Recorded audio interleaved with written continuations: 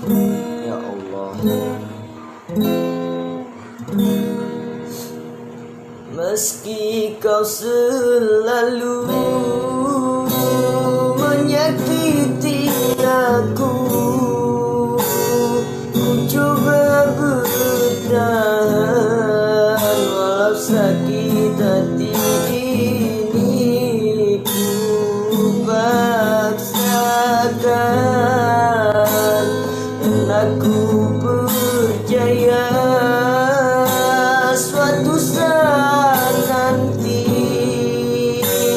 kau akan mengerti bahwa cintaku ini takkan mati.